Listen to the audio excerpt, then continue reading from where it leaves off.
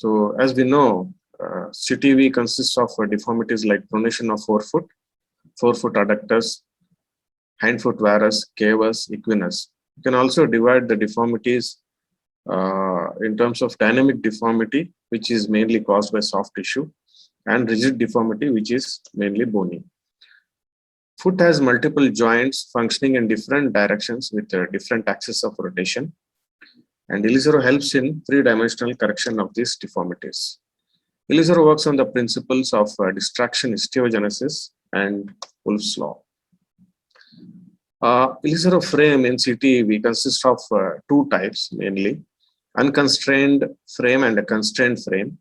In unconstrained frame, ankle joint and small joints of foot act as hinge, and in unconstrained type, the deformity correction occurs along the hinges we place in the axis of rotation of the ankle joint, which passes from the tip of the medial malleolus to the tip of the lateral malleolus. In an unconstrained frame, the deformity correction occurs along the in the ankle joint, which the ankle joint acts itself as a hinge. We have differential distraction technique to correct and realign the bones. In forefoot adductors, we distract medially more than the laterally, and in varus heel, we distract medially more and then laterally in order to correct the deformities and realign the bones. Likewise, cavus is corrected by distracting equally on either side, equally on both the sides. ILIZAROV is indicated in neglected, relapse, and recurrent cases. My way of correcting the deformity starts with plantar fascia release, tendo-Achilles tenotomy, or a Z lengthening if the deformity is very severe. I further go ahead and do a posterior capsulotomy, FHL lengthening, and in severe cases, I also do a dorsolateral wedge osteotomy. At the end, in case of severe deformity, I fix the toes to the frame with K-wires. This is a patient with bilateral severe neglected club foot. You can see the patient is walking on the talus.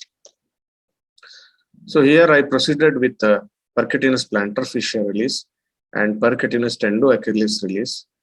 I usually take a 3 incision. The distal most incision will be medial, followed by lateral and then medial.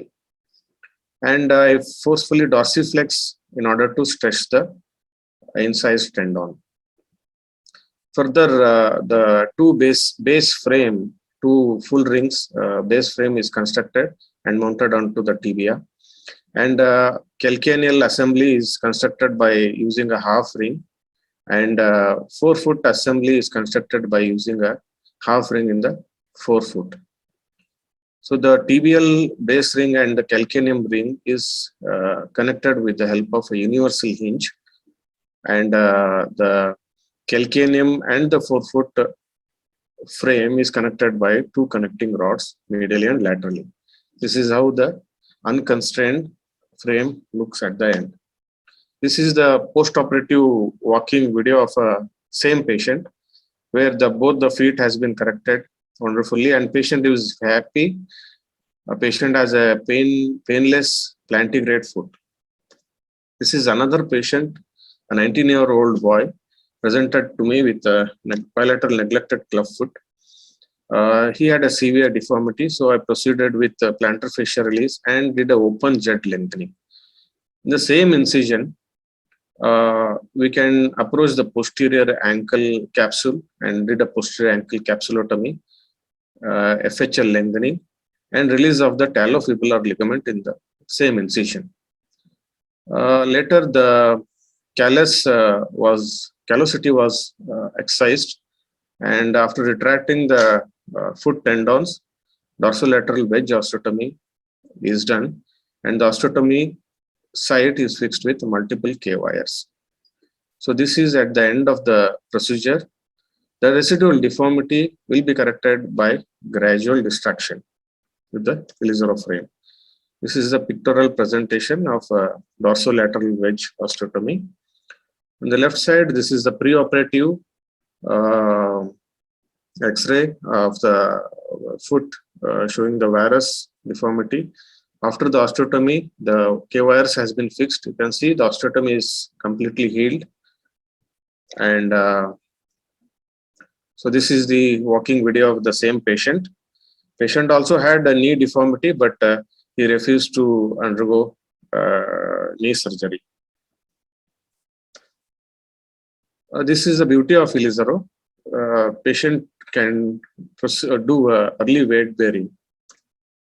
So this is an important slide where it shows that how do we place the posterior motor rods, that is destruction rods. They should always be facing posteriorly and inferiorly in order to prevent subluxation of the talus. In some of the recurrent cases, I have used just fixator. These are some of the cases where the recurrent cases presented to me in my OPD. And this is how the just fixator looks. So this is the post-operative picture of some of the patient where the just was applied and deformity was completely corrected. The protocol for just fixator application is similar to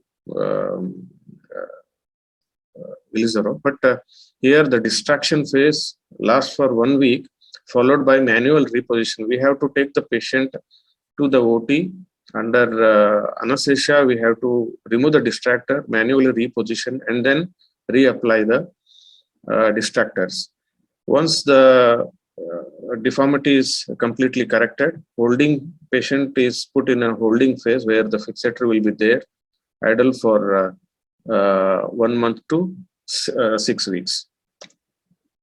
So this is the problem I faced with just fixator, where there is when we try to correct the equinus, the force vector during correction directly transmitted to the talus, and it can displace the talus anteriorly, resulting in anterior subluxation of the talus. Compared to just fixator, I find ILIZAROV very handy because any kind of severe deformity can be corrected, and any associated tibial torsion or a limb length discrepancy can be easily corrected with ILIZAROV. And also, we can achieve a acute correction as well as gradual correction after osteotomy. In all my cases, I make sure that that in recurrent residual or a neglected case, I do a tibulus anterior transfer at the time of frame removal. So this is a patient at the time of frame removal. I harvested the tendon from the medial cuneiform and first metatarsal and passed it underneath the skin on the lateral side. I drill a hole on the third cuneiform and pass the tendon on the lateral side, bring the tendon onto the plantar side, plantar aspect with the help of epidural needle, and then tie it onto the sole with the help of a rubber cap or a gauze piece. So this is the patient with dynamic varus deformity corrected with tibulus anterior transfer. It's an old fact that tibulus anterior transfer has been used for preventing relapse, relapse of the clubfoot. It gives this technique gives adequately corrects the muscle imbalance of the foot to prevent another relapse of deformity. And patients are allowed activity without additional bracing or restriction. Patient have a well-functioning foot with no more pain, difficulty with walking or medication compared to patients who do not undergo a transfer. Overcorrection was not found in this patient with up to 50 years of follow-up. These findings have been published in JBJS Essential 2015. I have a follow-up of 245 cases in my OPD register. I have a case of 16 cases of recurrent CTEV, 18 cases of neglected CTEV, and I have applied just fixator in 10 patients, and ILIZAROV has been applied in 24 patients. In almost all the patients, deformities were corrected except in two neglected cases where the Pirani score was residual deformity of 0.5 Pirani score was present. So to conclude, our main objective should be to achieve a functional, pain-free, normal-looking, plantigrade, mobile, callus-free, and normal chewable foot. Tibialis anterior transfer helps in overcoming the brace non-compliance and prevent recurrence.